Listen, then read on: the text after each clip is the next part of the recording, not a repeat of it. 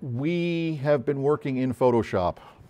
This is just a simple animated layer that I have made that is 12 frames long. It goes like this. Now I set this up at 12 frames a second, so this should play for 1 second. And you'll see I've turned off this background because I don't really need this background. I could actually delete this background, and I'm going to do that. And I'm going to save this as a Photoshop document. And we're going to call it, actually I'm going to save it to somewhere I can find it. I should probably make a new folder, but for now I'm going to call this Cycle 1. And I'm going to go over to After Effects. This is how After Effects generally opens. And we're going to talk a bit about what After Effects is and how we want to use it. After Effects is a compositor. A compositor is something that composites imagery on top of each other, looking down through it, and generally also has a timeline. There's a compositor called Nuke. There have been several others through the years. There's something called Shake, something called Chalice. There's some video editing programs that have a little bit of compositing in them, but what a compositor specializes in is taking various pieces of footage and then combining them in interesting ways. And it's used very heavily by animators to assemble final animations, plus people who make music videos, plus people who make animated sequences of any sort. And like I said before, After Effects is, because of the Adobe stuff, hey Juan, After Effects is sort of the Swiss Army knife of all animation. Every animation studio you'll ever go to has a copy of After Effects, if not several copies of After Effects. So knowing it, there are people who do their entire work in After Effects all day long. And there are people who just go into it every now and again. But if you understand it, you can get back and forth between the Adobe apps much more easily, which is important. First off, a couple Adobe-nesses about it. It's gray, like all the other Adobe stuff, and it hides stuff. Most Adobe applications have been through so many changes. They have things buried under things buried under things. Its Toolbar, for example, you'll note has multiple of these little triangular arrow shapes. Wish I could do that better with my fingers, maybe sort of like that. So when I see a triangle like this, I know that there's more underneath it. If I click it, it will go like that, and I'll get all this other stuff. Now, what I need to start out in After Effects is a composition. That's the default sort of thing. Oh, cool. Very cool. We'll talk about that later. I'm going to go to New Composition, actually under the Composition menu. And this is where I would set up the finished thing. And I know this thing is going to be 15 seconds long. I know it's going to be 1280 by 720, and I'm going to want it at 24 frames a second. So I can set all that up right here. They have presets for stuff, which is useful. And I happen to know that this preset is close to what I want. 1280 by 720, 25 frames a second. I'm going to go to 24. And the duration. This is saying 5 seconds. I want 15 seconds. So I'm going to go over here and change this to 15. And background color, I'm going to use white because white fills a space with more brightness. I'll show you what I mean by that. And when I hit OK, we're going to hit OK again. It's going to give me that. And over here under Project, it should give me this. This is called a project bin. This is very important. The notion behind this is like when you see that Ren and Stimpy where he has all the pieces of storyboard, and then later where he's working with the film. When film editors used to work, they used to have a real bin. It was generally made out of canvas because it didn't hurt the film. And above that bin, and I remember them, they would be a square box, maybe as deep as a garbage can with a canvas bag in it. They would have what's called a nail board, which was just a rack with nails sticking out of it. And what I would have to do when I worked in this is you would take pieces of film, you know, that were maybe 2 seconds long or 3 seconds long, and you would write in a notebook what they were, and then you would hang them on the nail board. So I knew shot 1 would be this, shot 2 would be that, shot 4, and I would go through, I might have 60 or 70 shots there, and then later I would assemble it. This is supposed to be that bin. This bin is where all my stuff goes that I'm going to be working and mixing with. Down here is the timeline, and we laid this out at 15 seconds.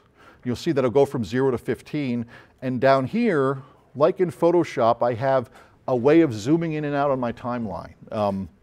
This is more Adobe-ness, more little triangles, but these guys are they're supposed to be mountains. So if I'm seeing mountains very far away, I see a lot of them, but they're small. If I see mountains very close up, I see just a few of them, but they're big. So I'm seeing individual frames here, but you'll see if I hit play, this will play very fast. And we have nothing on it yet either way. Whereas if I zoom out, we see all 15 seconds at once, so I have to be able to go back and forth based on what I'm doing, right? Okay, now let's do something with both backgrounds and that cycle that we just got. Let's bring it in first. I'm in my bin area. I'm going to right mouse click. I'm going to import file, and I saved that somewhere obvious, I thought. I'm certain it was obvious when I thought of it, but is it obvious this second? No, so I'm going to sort by date. Not there. Maybe loosen C, I do that a lot. Cycle 1 PSD, that looks like it. And you see when I do this, it's even giving me an option to import it as footage or as a composition. I'm going to do it as a composition, so it's going to come in, watch, I'll hit OK to this, as another composition. If I go to it, it will show me this composition, and I should be able to play this. So this is 1 second just repeating over and over again. Now the interesting thing about a composition is that it is a piece of footage just like anything else. And I want to show you what I mean by that. If I go back to this composition, comp 1, I can drag this composition into it, like that. And it will work totally fine. It will be an editable piece of footage, and we talked a little bit about this. I can click this arrow to get these transforms, which are all animatable. So if I wanted this to move across the screen, and maybe I do, I want it to, we'll say on, although this is a problem with it, let me show you that. This is only 1 second long. So I need to make this longer. I'm going to do it in a pretty, it's a little bit ugly, but it works well. I'm going to make a new composition, and this one I'm going to make 5 seconds long. And actually, I'm going to rename it too, which I think I can just, there it is. I'm going to call this cycles. And I'm going to drag this into it once, twice, 3 times, 4 times, 5 times. Now, if we zoom out on that, 5 seconds, comp 1. If we zoom out on that, I should be able to, man, my duration is weird here. Comp 1. I dragged the wrong thing, my mistake. I'm going to Control Z my way out of that mess, and I wanted to drag cycles into this. Let's drag cycle once. Good, that's what it should be, 1 second. And rather than doing that dragging again, I'm going to use duplicate, because I can duplicate, which is to Control D. 3, 4, 5. And I'm going to do what's called stepping. I'm going to drag these out so one starts where the next one stops.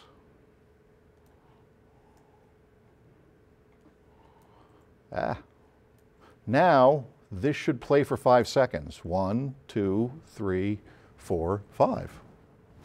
So I should be able to go back here to comp 1, which has cycle 1 in it. I don't want that layer in there. And this is called non-destructive editing, everything I'm doing down here, because my original source material in the bin stays untouched. Everything I'm doing to it, I'm affecting on the timeline, while those original source materials stay alive and safe somewhere else. I'm going to drag cycles into this now.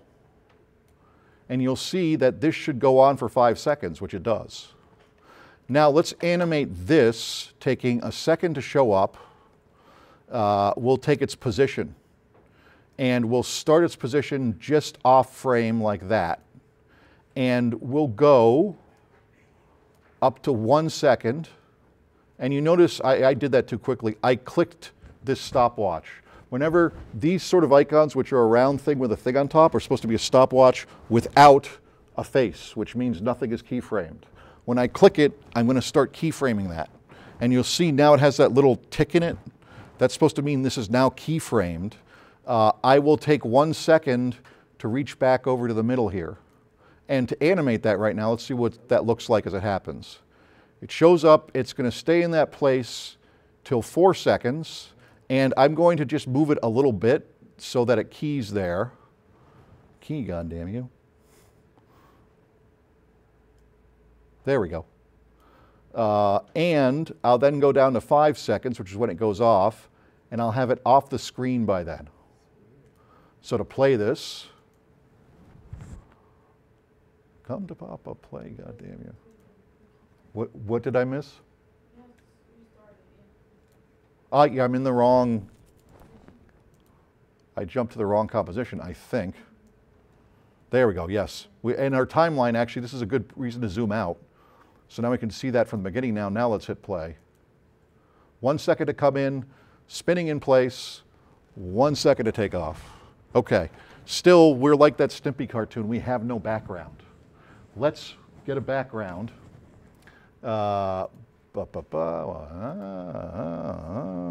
Again, you can draw your background. You can get your backgrounds wherever you want. I'm going to use Google Images. And I'll just search for mountains. And actually, this is where knowing our resolution can help a lot.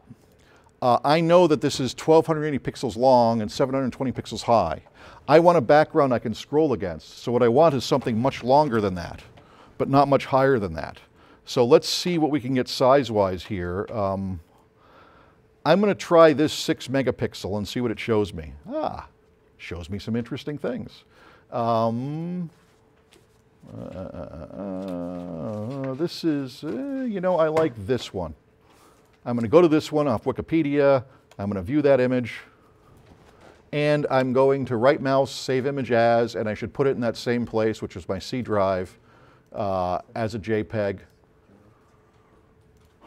Now let's bring it into the bin. Over here, I can right mouse click, I can import. I know I put that in C. Can you drag images from online directly to After Effects without saving it? Can I ask again? Can we just drag the image without saving it? That's the way, I know what you're saying. I can, and you see it's here, I can do this. You should save the image because you need to keep track of all your material. I can drag and drop like that, and it will work. It's already there, but let me pick some different image for you, just to prove it's doable. Okay, clean plate. Drag, drop, and it really should be there. There it is, clean plate. So I can do it that way. From the browser, I don't think so. If I right mouse, I can copy image. Let's try that. And then I could paste, but it's not giving me a paste option. There's a thing about After Effects that you have to get used to. You have to keep track of your assets. And an asset is anything. It's a sound, it's an image, it's a piece of video, it's a clip from Photoshop, anything like that. And so your best bet is have a USB key and keep them on the USB key. Because what will happen is if you're missing an image when you open the composition, it will just show you a color bar thing and you go through all this file tracking problem. There's something I say a lot, though probably not enough. I've worked on a lot of movies and TV shows and videos and titles and all sorts of things. And in any of those projects, 60% of the job is file management, which is a really boring, uninteresting thing. But I can't emphasize enough how important it is to you that you know where your files are. You watch making ofs of like, you know, like Disney movies, and they talk about the magic of animation and their drawing and all that sort of crap. And that's great. that sells tickets. The fact is, every one of those people has lost files and has renamed files and has dealt with thousands of files that have the wrong name or the wrong extension or slightly the wrong size. They've had to move them from place to place and back them up and do all this other stuff. So the truth of this industry is file management, meaning what are you naming them? What size are they? Where are they? Where are you backing them up? More than half of the job. And you're going to learn that as you go. In this case, I dropped that clean plated, and I dropped it in twice, which doesn't really matter so much. But I'm now going to put it in as a background here, and you'll see when I pull it over, it should be much bigger, which it is, much bigger. I'm going to zoom out here, and you see how much bigger that image is, and we're going to shrink it. You know what, though? I don't want to shrink it. Actually, that's not bad. That might give me enough. No, you know what? I still have to shrink it this way a bit. Yeah. This I kind of like, because what this will give me is this will give me enough time for this thing to move across the whole frame a couple of times. And it'll move this way. And by the way, I'm not seeing my other animation because I have it in the wrong place here. Let's move this layer. We're going to close up this one and move it to the back like that. And now you can see we have our animation right over the front of that. And let's zoom out and take a look at what that looks like, or zoom in, I should say. We'll play that quick, those first 5 seconds. And this is without any movement on it yet. So it looks like it's there, and then it moves on. Now we're going to move the background. Stop playing, stop. So I'll start my background here, and let's keyframe it. Transform, position, and see stopwatch, nothing on it, click it. Now it's got a position. And I'll go all the way to the end of this 5-second piece, and we'll have it reach here. And actually, I'm not certain if my direction is the right way. I think it is. But let's take a look and we'll see if the gag is working properly. It looks like it comes up, and then it's moving through this foreground, and then it takes off towards the future or whatever. Sort of, right? You got that perception from it, yes? Sort of? Okay. Now, let's go a little bit further here with this notion of backgrounds. If I look at this right now, this just looks like it's in front of everything. I want to try to put it back where this snow is. So I'm going to make stuff appear in front of it. Let me take the same layer, which has its keyframes on it, and I'm going to duplicate it, edit, duplicate, and I'm going to put it up on top in front of the actual spinning cycle I have here, but now I can't see it at all unless I put a mask in there. I have to have some way of getting rid of that background. And what I'll do is I'll use this pen tool right here, which is going to do something.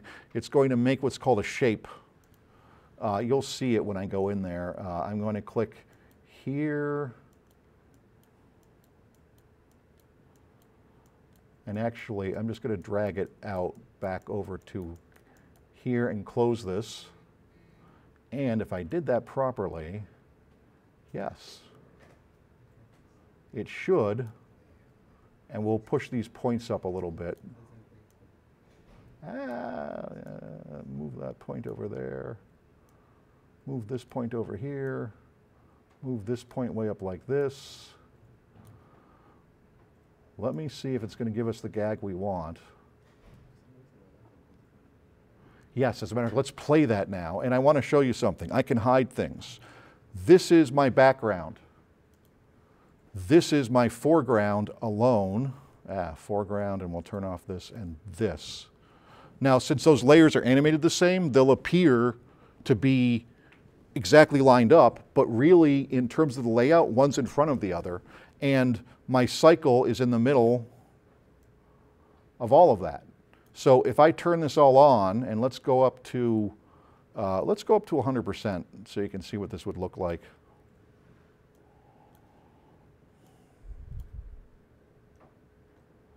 That's 100%. I'm going to pick our middle layer just so that we don't see that outline. And if I hit play here, this is what it will look like. It comes up. See, it's behind those mountains, but it's in the middle of these ones, and then it's behind those mountains again, and it takes up. You get that gag, right? It's a gag. It's fake. We made that all up. There's no mountains, there's no swirly anything, right? Okay, folks, this right here is 1/3 of that assignment. I have a background, I have 3 layers, I have a cycle. So obviously this doesn't have a story or anything, but you could add stories if you wanted to. Let's go back down here and take a quick look at what our assignment is. 6 backgrounds, so that's 1. 3 cycles, that's 1. 2 scenes with 3 or more layers. This is 1 scene with 3 or more layers.